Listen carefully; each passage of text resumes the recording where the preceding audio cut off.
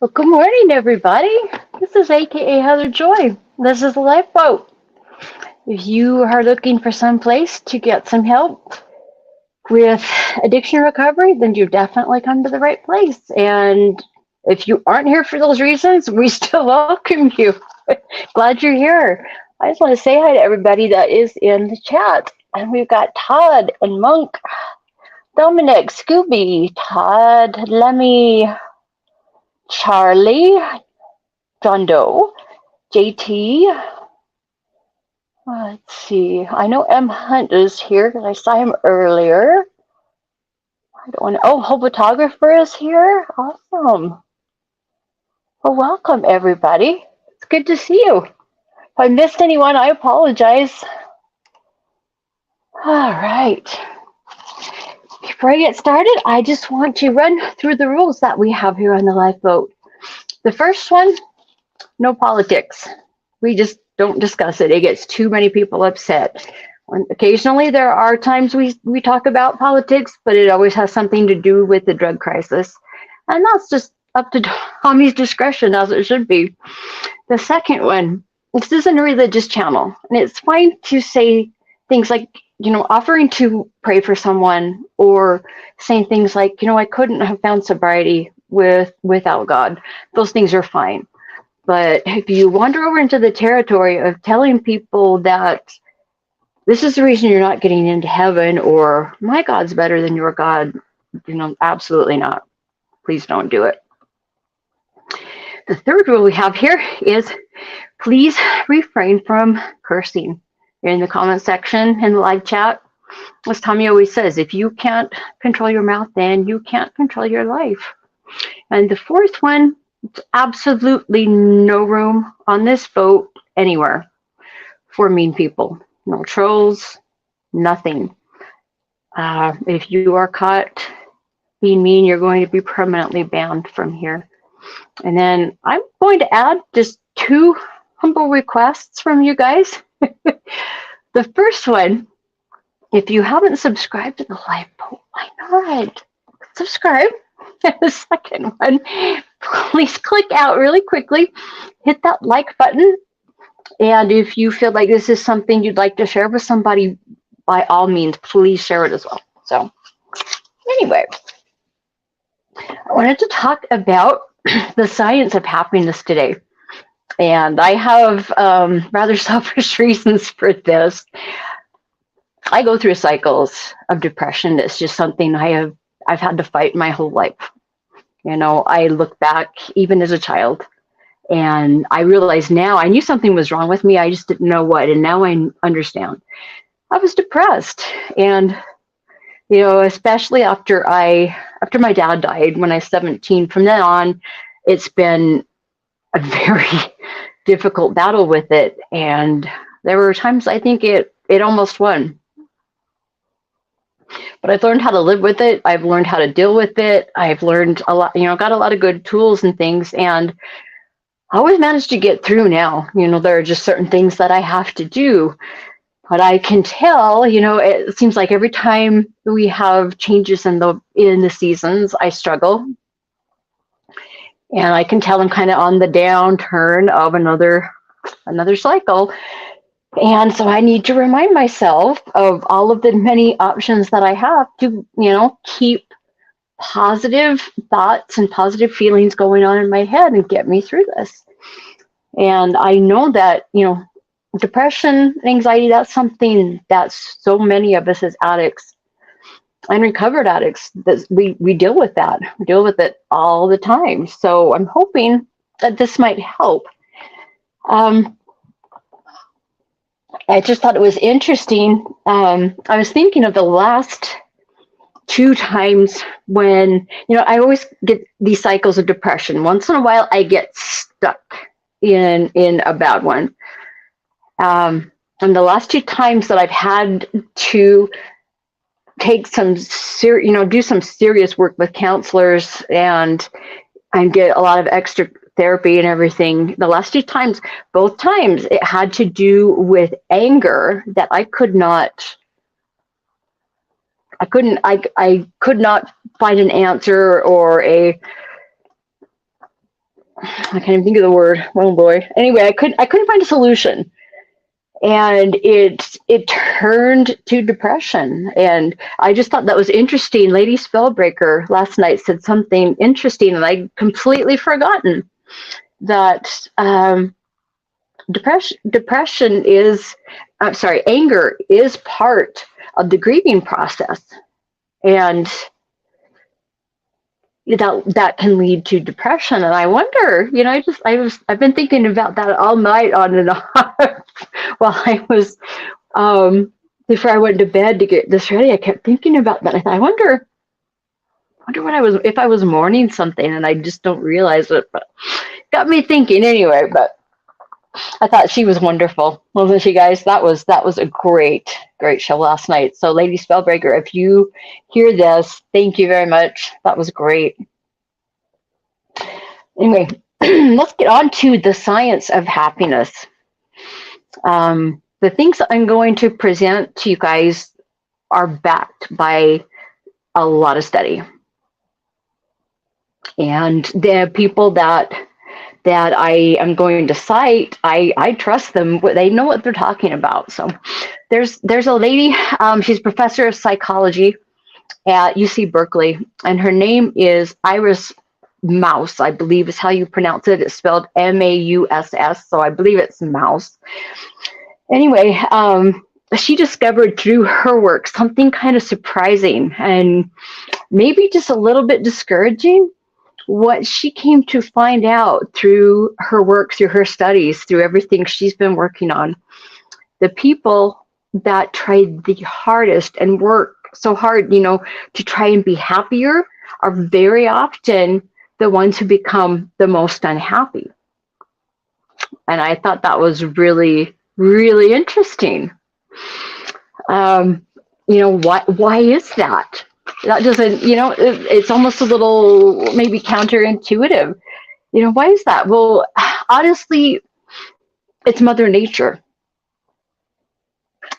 We are not designed to be happy all of the time. We're just not meant for that. And I believe it has a lot to do with trying to keep homeostasis in our brain. Our brain is constantly wanting to keep a baseline, a certain level of your serotonin, your dopamine, your norepinephrine, your epinephrine, all of the neurotransmitters, all of the hormones, all of the different enzymes, and all the different chemicals that work together to influence your mood. We're just not designed to be happy and have high levels of dopamine and high levels of serotonin all the time. Our brain's going to want us to come back down to a level area, and it's always going to do that. And very often too, the things that we are doing in trying to be happy are often the wrong things. That they are things that don't bring happiness from within. I'm going to get back to this about her statement. I'll get back to that later when I go through some of this. But I do have a little bit of a hedonic cheat code, if you will. Okay, you ready for this one? This is supposed to bring happiness, and this is backed by science, okay? It is really easy to remember. Just think PERMA, P-E-R-M-A. That stands for, the P is for positive emotions, the E is for engagement, the R is for relationships, the M is for meaning, and the A is for accomplishment. Okay, that's pretty easy to remember. But this comes from a guy, his name is Dr. Martin Seligman, I believe is how you pronounce it. His name's spelled S-E-L-I-G-M-A-N, Seligman, that's how I'm going to say it. He's professor of psychology at the University of Pennsylvania. He used to be the president of the American Psychological Association. Deal, guys. And he's also the leading researcher in what they call positive psychology, which is just their way of saying this is the science of making yourself happy. He is the lead researcher, and anybody who is studying this looks to this gentleman first. I mean, he knows what he's talking about, and it's been crazy. There have been, he's not the only one that has done these studies, of course, but there's been more than 8,000 studies on the strategies that work. And each of the strategies that I'm going to tell you about, science shows they work. You know, each of these, in PERMA, they're all backed by science. I thought was kind of cool. So I want to start with the P. Positive emotion. Now some of the strategies that we try because we want to feel good, in the end, they have some negative consequences. I mean, think about it. You eat the entire quart of ice cream, the round, is that a quart? Might be more than a quart, but if you really like, I tell you guys, I love Tillamook ice cream, almost any flavor as long as it's Tillamook. I could probably eat 3/4 of one at a time if I really wanted to. I don't want to, but pretty good stuff, and it's easy to get carried away for something that you really enjoy and you really like. And I've watched my husband do this at Thanksgiving, Christmas time, New Year's, when we have a lot of food in the house. And he'll eat to the point where he's just so uncomfortable and so full. And I'm like, and then he's like, oh. Like, why did you do that to yourself? But I understand. It gets, food is one of those things that releases a lot of dopamine. When we eat, it's very pleasurable. It does make you feel good. Push it too far, you're going to pay for it. I mean, ask Tommy about how he feels about milk at the moment after trying to chug that gallon. Anyway, I was thinking too, what about addiction? When we start out, it's usually, the first time, all of you know, who have experienced addiction. That first time with your drug of choice, whatever it is, that first time, absolutely amazing. And you think this is the answer. This is it. This is what's going to keep me happy. This is, this is it. This is what I need. And for the first little while, just very short while, it's nice. It's pretty good. It's working for you, but we all know there are very negative consequences. And the longer you remain in addiction, the worse it gets. The more destruction you leave in your wake, the more bridges you burn, and the more physical destruction you do to your own body, as well as, to your own psyche. Definitely, negative consequences there for something that you started doing because it gave you pleasure, because it made you feel good.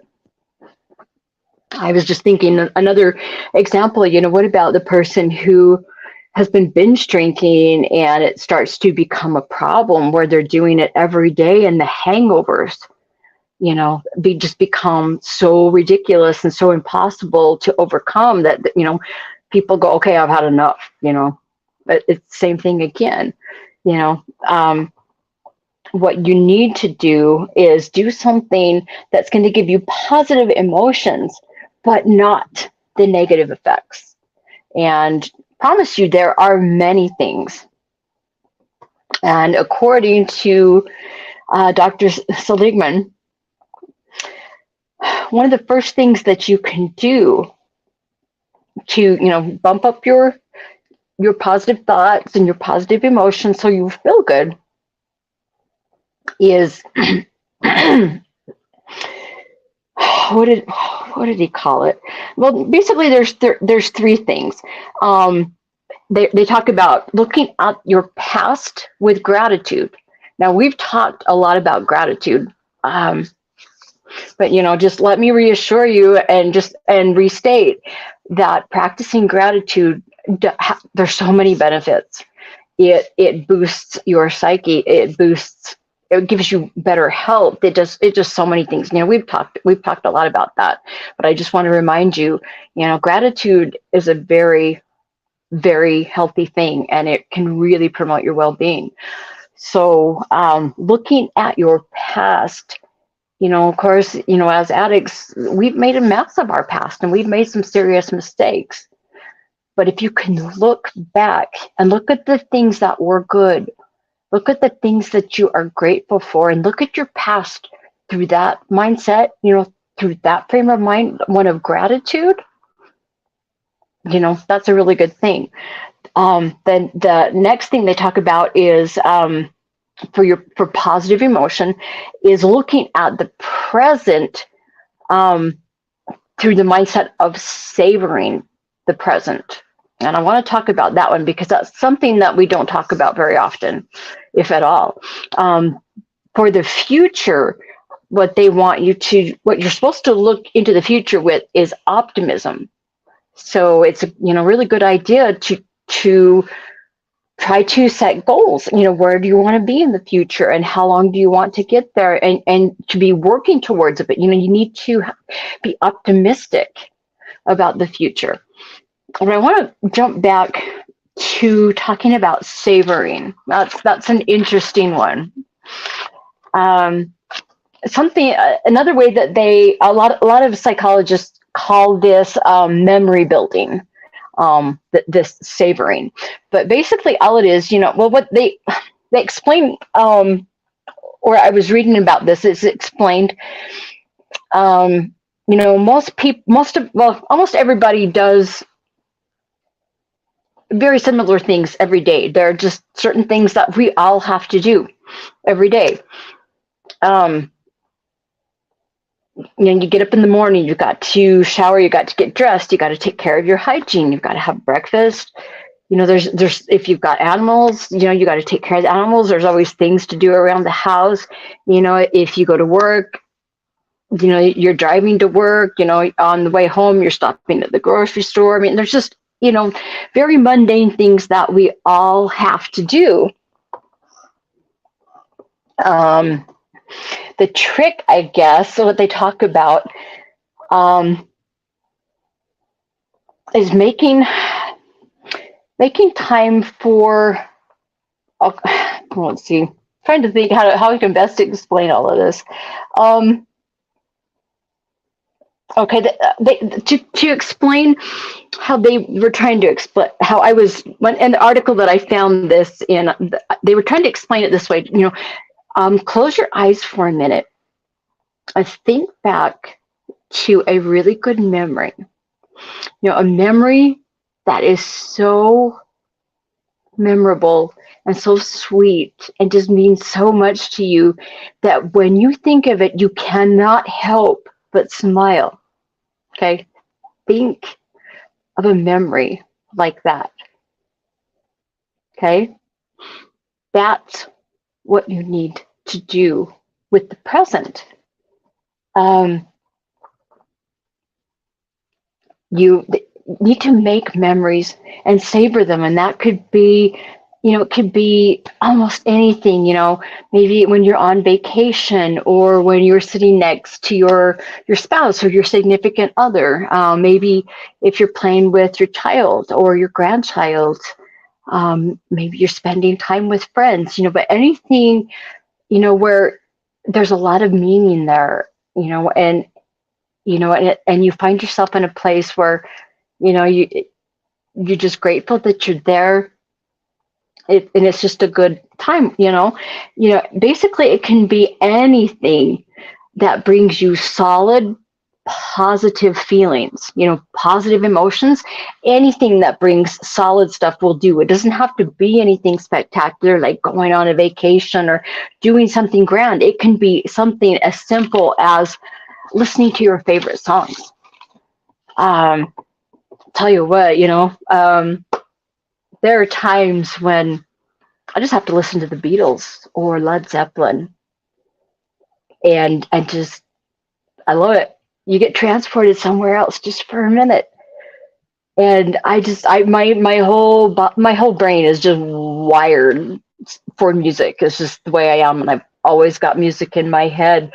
But boy, there's certain songs by certain bands, when I hear them, I just get that first song, where the hairs stand up all over your arms and your body, and you just, ooh, it's so good. That good example right there. But any kind of moment that you want to savor, you want to come back to that time when you need to think about good things. What you need to do is take a mental snapshot of that time. Whatever it is you're doing, take a minute and, close your eyes and kind of sense everything around you. What do you feel? What can you touch? What do you smell? What do you hear? What are you seeing? I mean, try to remember, all of the senses, the things that you feel and you're thinking and you're seeing. Try to bring that all in, and with your memory, if there's some good emotion attached to it, there's a much better chance that it's going to stick. And unfortunately, and I found I do this a lot, when all the kids and the grandkids are over at the house, I get there are sometimes I completely forget, and I just sit down on the floor and I play with the grandkids, and I get all wrapped up in it, and then all of a sudden it's time to go and they're gone, and then they leave, and I'm like, I didn't take pictures, because I love to have pictures to look at them. There are times, if I remember the pictures, I get so wrapped up in taking pictures that I'm not enjoying just being with my grandchildren. And there are I see a lot of people that they aren't concerned with savoring the moment. They're worried about what they're going to put on Instagram. It drives me crazy. But unfortunately, this happens, and I find myself doing that sometimes, and I don't post my grandkids. I don't dare. But that's not why I'm doing it. But I still want them for scrapbooks and things. But when I'm doing that, I don't remember the little things that the grandkids said or did when I'm too busy just trying to take pictures. And it talks a lot about you really need to be present there in the moment, and, but just take a mental snapshot and try to just take everything in. Get it stuck in here, so that because that can something you can come back to that will boost your positive emotions when you need them. So it's a really good idea, and I really like that idea of of savoring, and it really does require that you're present in the moment, that you are mindful about what's going on. I just thought that was a great reminder, because I see a lot of people that go out and they do just take pictures of whatever they're doing, and they don't enjoy it. They're too worried about how they're going to present it on their social media accounts, and kind of unfortunate. Anyway, I just wanted to jump back to the other, we already talked about that, about the future. Okay, so let me just recap. You need to try to look at your past with gratitude, savor your present, and look at your future with optimism. Okay, but that is all under P, the positive emotion. Let's move on. The E, as I said, is for engagement. And let's see. Do you ever feel like you might be, in a rut? My life is really going nowhere, and it's really going nowhere fast. There's nothing going on. It's just dragging. If you ever feel like that, Dr. Seligman suggests that perhaps you're not engaged in what you're doing. And I believe, this is his quote. This is what he says here. Engagement is an experience in which someone fully develops their skills, strengths, and attention for a challenging task. Now, it's a pretty simple definition, but that's what it is. if you can put, your skills, your strengths, your attention into something, you're going to definitely be more engaged. And we really do need to be more active in our lives if we want to be happy. We can't just let life pass by us and just sit and watch it. You don't get anything out of that. And you're not going to be happy if you're not working towards something. Every human needs to produce and to be creative and to give and to express themselves. We all need that. We really do need to be active. And so what they are talking about, he goes more into talking about flow. And flow, I don't know if you even know what I'm talking about, but flow is definitely not a passive state. I've experienced a few times in my life. The last time it happened to me was when I was running, I don't know, a few months ago. And it was crazy. I don't even remember how many miles I was doing. But all of a sudden I looked, I was out running, and I remember taking off and just letting my mind wander. And I knew how far I had to go and where I had to turn around to get back to get the amount of miles that I needed. But I remember, I think I was going 14 that day because I was training for a really long race. And I just remember around mile 5, I just kind of checked out. And I was in the zone. I was in flow. I mean, the world just left. My thoughts were quiet and calm, and it just felt effortless.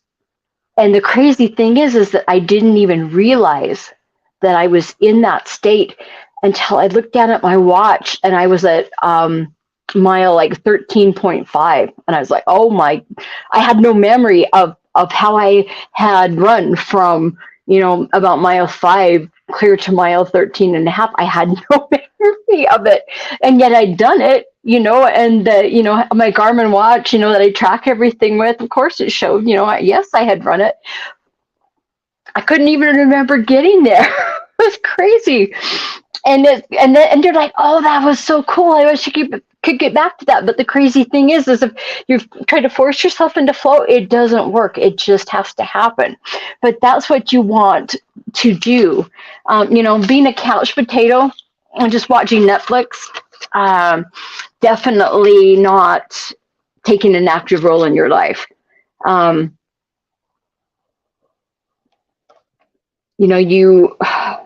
remember another time I did experience this. When I used to sing with the Balkan folk group that I used to sing with, I remember we did a performance. I don't even remember where this one was, but I remember we all walked out on stage and we started our repertoire, and we had probably 9 or 10 songs that we went through. I remember walking out on stage, and then all of a sudden we were done. And I had no memory. And yet, if you look at the video, I was singing all the words. I was just doing the normal thing. But I was so into it, everything else fell away. I didn't see the audience. I don't remember. I really don't remember. I just know all of a sudden we were done, and we'd run through the whole repertoire. Crazy. But that's, again, that's what, if you can do that, that's a good thing. But it's crazy how you don't enjoy it until afterwards, when you realize you were in there. You're like, oh wait, wow. But it does something to your brain and to your emotions and to your thoughts, and it really boosts positivity. It really does. And it's just kind of a sweet spot, and you can find it in almost anything. If it's important to you, if you are good at it, if you're skilled at it, if you're putting all your attention into it, it's something, though, that you need to be on your game, but you can't be overwhelmed at the same time. You can't be thinking of the end result. You just need to be swept up in the process of whatever you are doing. And again, you don't realize you're even there until afterwards. It's crazy. But it usually happens when you're doing what you most enjoy. It could be anything: reading, talking to your friends, playing music or performing music, exercise. I mean, I'm sure Tommy and his watches, I bet, and do anything, he gets into a nice state of flow when he can just work on those and put all his concentration into that. I bet he knows exactly what I'm talking about. But it's an interesting state to be in. Your self-awareness is just gone, and the chatter in your head really dies down. But whatever does this for you, where you can get into a state of flow, definitely do more of it. Schedule time for it. You are important, and you need to take care of yourself, and this is one of the ways. Let's see. Okay, let's move on to our relationships. And they are essential for our well-being. It's just the way it is. And there's a lot of research that shows, that kindness promotes well-being. Okay?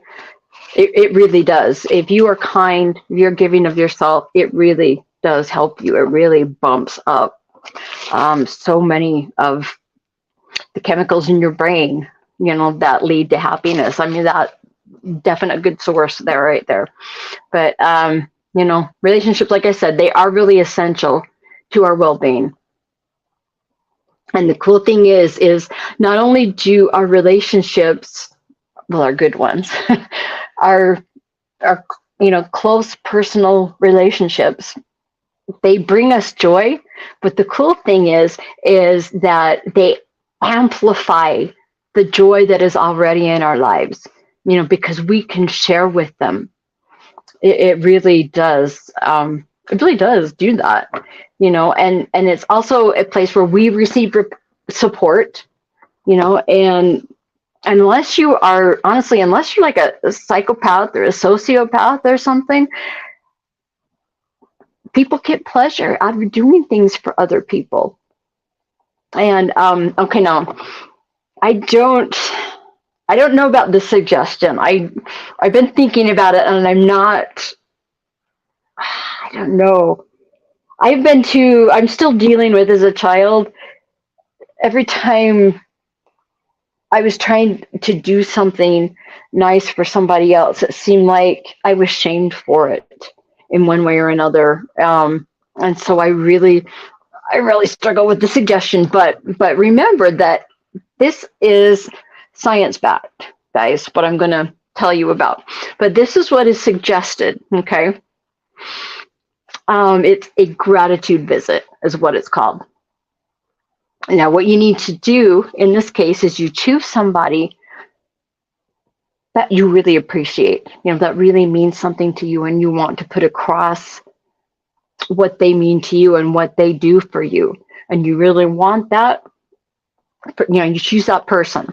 Now, the first step is you schedule a time with them that you're going to meet face to face with them. Now, the second step is before the meeting, you write them a gratitude letter. Let them know how much you appreciate them. Tell them your heart. Spill your guts to them. And then the third step is, at the time of the meeting, meet with them and read them the letter. The results from what I read say that, the people that are on the receiving end, they almost always cry, and they never forget it. And it brings you much closer. And the cool thing is that they have found that this act, doing a gratitude visit, can boost your happiness for up to 3 months. They've done studies. And so I think there's maybe 1 or 2 people in my life that I would actually feel comfortable doing this with, just like I said, because I've been shamed. But I'll tell you what, it'd be really cool to be on the receiving end of this. But, it's science-based. But, if you are struggling with, a relationship and you really want to put across what someone means to you, that's almost a guarantee right there that it's going to go well. Anyway, need to go a little bit deeper now and go over to the M of PERMA. And this is for meaning. So what is meaning? Well, there's this blogger named Eric Barker, and his whole blog is all about happiness. That's all he covers. I don't know how long he's been going, but it's been a few years at least. But this is what he says about meaning. He said, you can have all the things that make up a good life, but meaning is the thing between the things. Without it, all the good stuff can have ghostly hollowness. I like that. That was a good description. So, take a minute and think about this. What is important to you? What are your values? What do you stand for? Whatever you are doing, whatever you are involved in, if you want to be happy, what you're doing needs to have meaning. There needs to be a reason behind what you are doing. And I want you to remember too that what you do matters and that you matter. So it is important that some of the things that you are involved in have meaning so they can bring you some of this lasting kind of happiness. Now, according to that Dr. Seligman, he's supposed to be like the grand poobah of happiness, in psychology. He says that meaning comes from, quote, belonging to and serving something bigger than the self, unquote. Now, this could be a number of things. Maybe something in your religion, maybe your family, something in your community. Maybe it's the type of work that you are doing, social causes, or, just any number of things. But, what you want to be working on, needs to bring you meaning. And I wrote down here, do I know what it means? Do I know what brings me meaning? And I had to really think about that. And, that might be a tough question. I remember at a time when it really was, when I was still in active addiction, I didn't know anymore. I really didn't.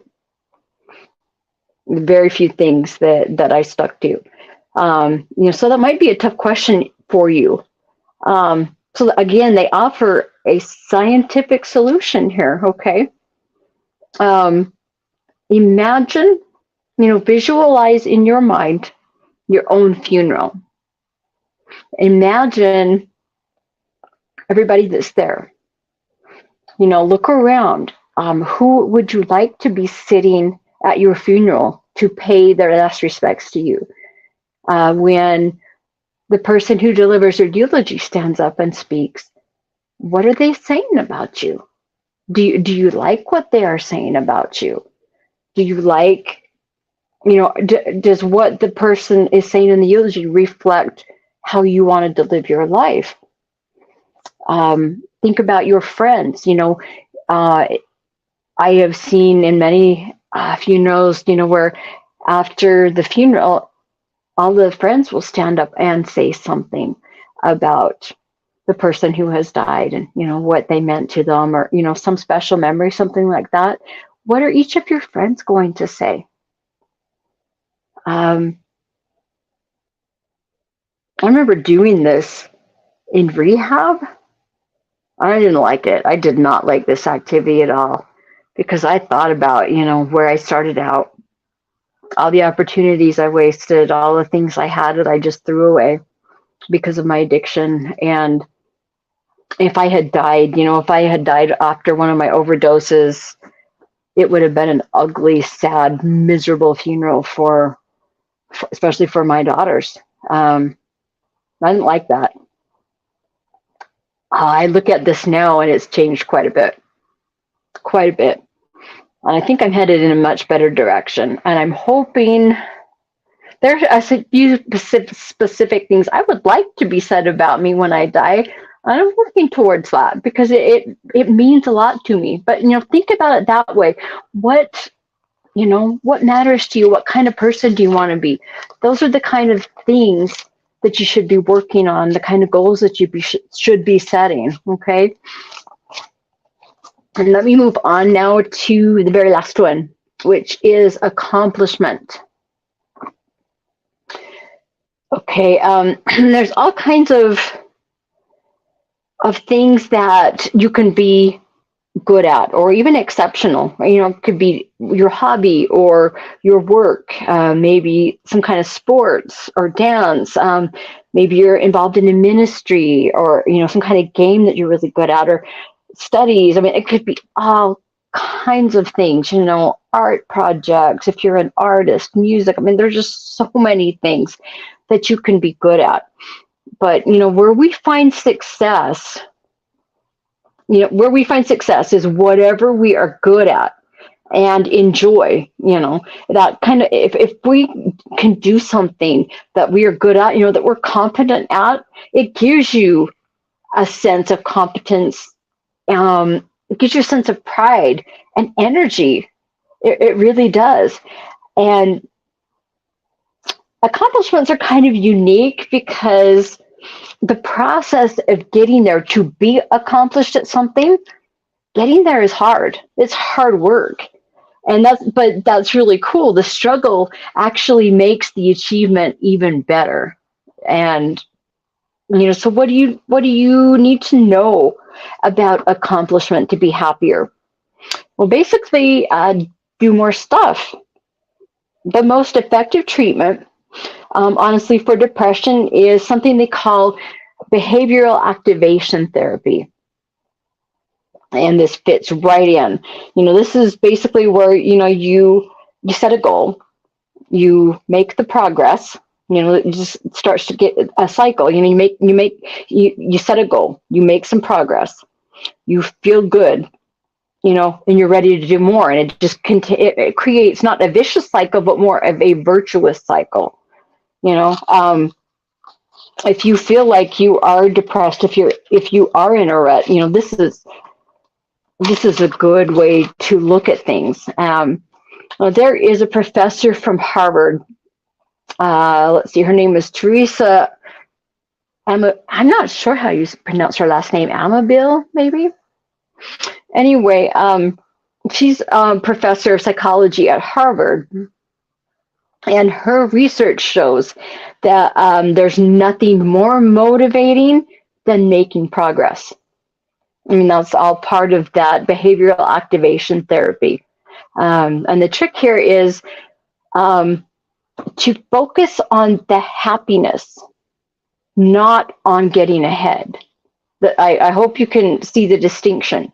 It's something that you don't do for money, you do for you. And, it feels good to be good at something.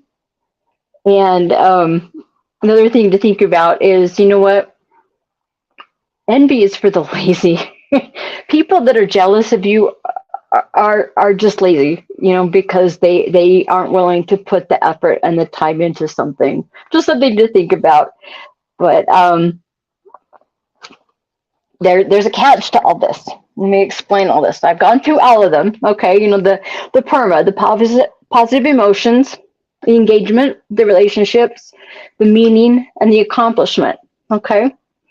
Now remember what I said at the beginning about that professor Iris Mouse, where she discovered, at UC Berkeley, she discovered through her work that the people who try the hardest to be happier become the most unhappy. Why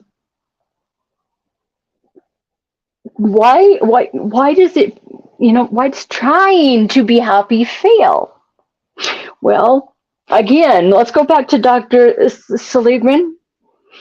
If you're doing the PERMA 5, as he calls it, because he came up with all of those, the PERMA. If you are doing those PERMA 5 and you're focused on achieving happiness, it's not going to work. Okay? That's kind of the catch right there. Okay. He says that the spell is only effective when PERMA is, quote, pursued for its own sake, not as a means to an end, unquote. So I just, some of the thoughts I threw in here, remember the gratitude letter? This makes sense to me. Think about how effective is that going to be if you are doing this because I'm going to be happy and I'm going to do this and this and this and this and this, and you're just going to check things off, and you just make that, you do that gratitude visit just as another thing to check off the box so you can get to happiness. It's not going to work. If that's the reason you're doing it, how sincere is that going to be? And believe me, people can tell whether you're sincere or not. How effective is that going to be? If you aren't doing it for you, if you're not being sincere, people are going to know that one's not going to work. Again, too, getting to that state of flow. If you are thinking about the end result, you never fall into flow. It doesn't work. Honestly, all of the activities that you can do with PERMA, if you make a to-do list, they are pretty hollow. These should be based on sincere emotion. Honestly, it needs to be something you do for you, not for money, not for an end result. You do it for you. And I found this statement, and I thought this was appropriate. It was by the poet Henry David Thoreau, and he said, "Happiness is like a butterfly. The more you chase it, the more it will evade you. But if you notice other things around you, it will gently come and sit on your shoulder." And that's true. I've experienced that. I thought that was very fitting. If you do it, if you do the PERMA for its own sake, not for a future payoff, if you can learn to appreciate the moment, and think about this, life is really just a collection of moments. If you can look around you, just, instead of going after that butterfly, look around you and appreciate everything else. That butterfly just kind of falls into place later. And I think that's how this works. I think that's how PERMA works, So really, learn to appreciate the moment. And remember, collection of moments, that's life. And I have to say again, little Beatles, Led Zeppelin, maybe Electrolyte Orchestra or Elton John or some 1930s jazz. That'll always bump me up, guys. The Eagles, yeah, all of that. There's some great music. There's always something that you can appreciate. And since I do have 10 more minutes, I looked over another article that I found. And some of these things I've already talked about, but this is a lady wrote a blog, and she took a lot of the things from these professors that I have been speaking of. She came up with 10 things you can do every day to be happy. And we've already talked a lot about number one, but she has down here, count your lucky stars. There's the gratitude thing again, And she does mention things like, not focusing on what you don't have. Focus on what you do have. What are you grateful for? That's a really good way to go about that one. The second thing, find meaning in whatever you do. And we've just talked about that. But it made me think about something. I don't know how many of you have ever read the what was it? The Gulag Archipelago. It was by, a gentleman, Alexander Solzhenitsyn. He was in the gulags. I'm trying to remember what year they put him in there. but he wrote and wrote and wrote about his experiences, being locked up in a gulag out in Siberia and what he went through and what he suffered. And for a very long time, after he had written all of this out, he had like a team of people that were hiding the manuscripts, because if any of them had been caught, harboring anything that talked about what was going on in the gulags, they might have all been killed. It was a very scary thing, but it meant so much to so many of them that had survived the gulag and made it out. They were working with him and hiding the manuscripts until they could finally get them published and get them out of the country. It wasn't until, of course, in the 90s when the USSR fell that they felt okay to release it to the other people. But it gave each of these people that had very difficult lives and had been through horrible things, it gave them meaning. It gave them something to do. And I for some reason thought about him and about the people that were working with him. And I'll tell you, you have to be in a good state of mind to read his stuff because it's very dark and very sad. But I'm really glad that they were able to do this because the world needs to know what went on, We always say, if we remember, then we won't let it happen again. Unfortunately, it just keeps happening, but at least somebody knows, what he's been through, what they went through. Anyway, let's see. Just remember, finding meaning in something. If you approach a task and you decide to give it, all your care and all your attention, that creates meaning. It really is a decision, okay? We talked about this, doing nice things for others. The fourth one, spend time on what you love with the people you love. And I've kind of talked about that, but it just talks about, remember what your priorities are. There are always things that we have to do. We all have things we have to do. So, we don't have a lot of free time. So it really does matter what you do in your free time and who you spend that with. Remember what's essential. You don't need luxuries. What you need is to nourish yourself and others. You need those relationships. The fifth one she talks about is just saying no. And that could be no to many things, bad habits, definitely addiction, bad habit.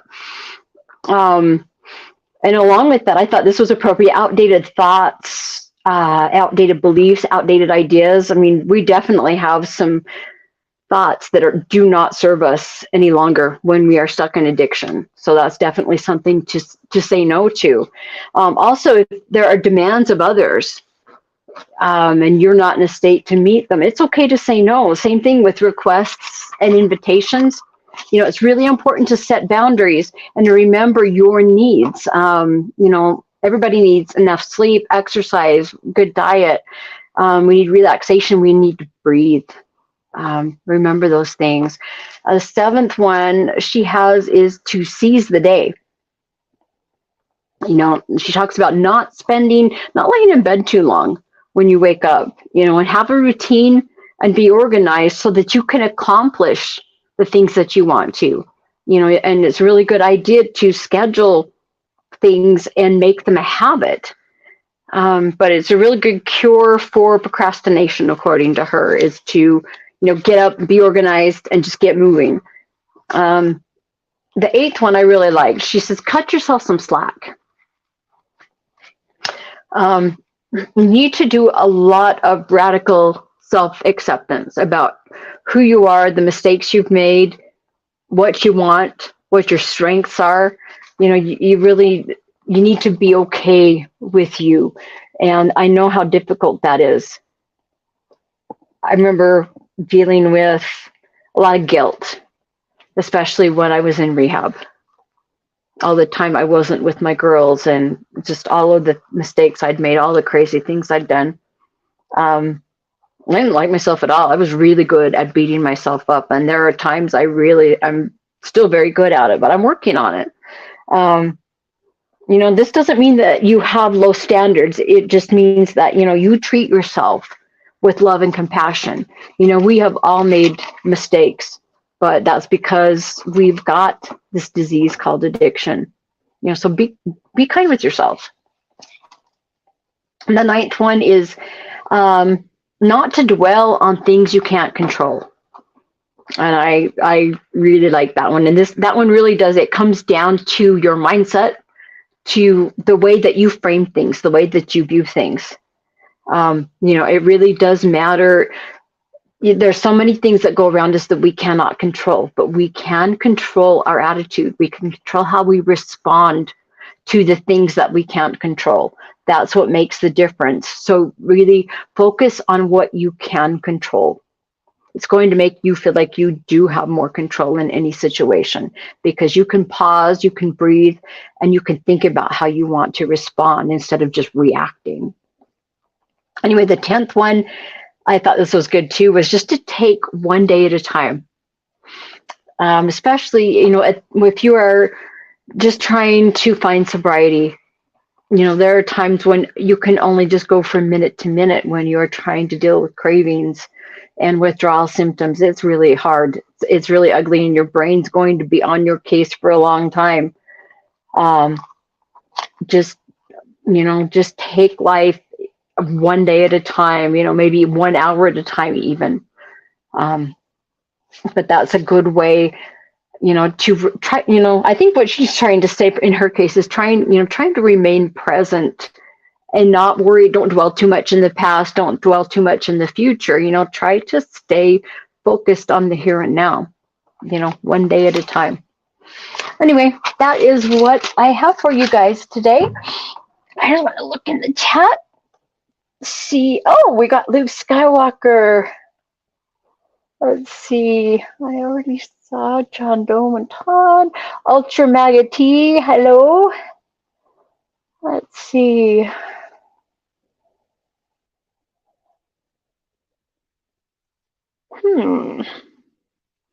Not seeing any more new names that I didn't already see, but anyway, I am so glad that you guys are here this morning.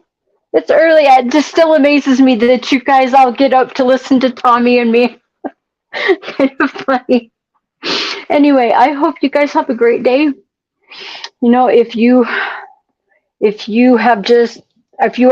just found the lifeboat for the first time and you're wondering, what to do, where to get help, you definitely come to the right place. We do have a Facebook page, and I believe Charlie has put the links to contact Tommy and me in the chat. Reach out. It's a really good idea to have a list of 5 people and their numbers, so that if you get into a sticky situation, you're thinking of relapsing, you can call somebody. Honestly, that is the best thing you can do. So, please reach out, please take care of one another, and I hope you guys have a great day. I will talk to you guys again really soon. We'll see ya.